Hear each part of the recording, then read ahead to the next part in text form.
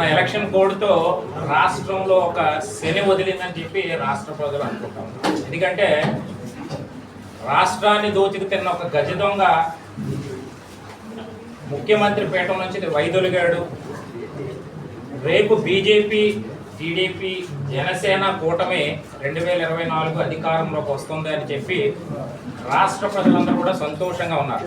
ఎందుకంటే చిలకలూరిపేటలో జరిగినటువంటి ప్రజాగలం అన్నటువంటి కార్యక్రమం లక్షలాది మందితో ఆ జన సమూహం చూసి నాకు తెలిసి తాడేపల్లి పిల్లి ఉచ్చబోసుకున్నాడని చెప్పి అనుకోవచ్చు.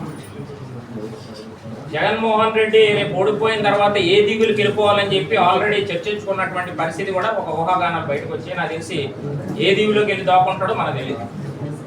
అయితే ఈరోజు భారతీయ జనతా పార్టీ, జనసేన, టీడీపీ కలయిక రాష్ట్ర ప్రజల భవిష్యత్తు కోసం ఈ మూడు కలయిక ఈ కూటమి ఏర్పాటు చేయడం జరిగింది. ఈరోజు మనం చూసాం జగన్మోహన్ రెడ్డి అరాచకమైనటువంటి పరిపాలన, ప్రజావేదిక కూల్చిన రోజు దగ్గర నుంచి ప్రజలందరూ కూడా ఈ దుర్మార్గుడిని, ఈ మూర్ఖుడిని రాష్ట్రం నుంచి ఎప్పుడు తరిమి కొట్టాలని చెప్పి 5 సంవత్సరాల కాలంలో వెయిట్ చేసినటువంటి పరిస్థితి మనం చూసాం. ఇందాక అన్న శ్రీనాథ్ చెప్పినట్టుగా తాకాట్లో పెట్టేశాడు 25,000 కోట్లకి. మనం మీరు చూసుకున్నట్టయితే ఆ రోజు ముఖ్యమంత్రిగా ఉన్నప్పుడు చంద్రబాబు నాయుడు గారు 700 కోట్లతో సచివాలయం కడితే 360 కోట్లకి సచివాలయం తాకాటు పెట్టినటువంటి పరిస్థితి మనం చూసాం.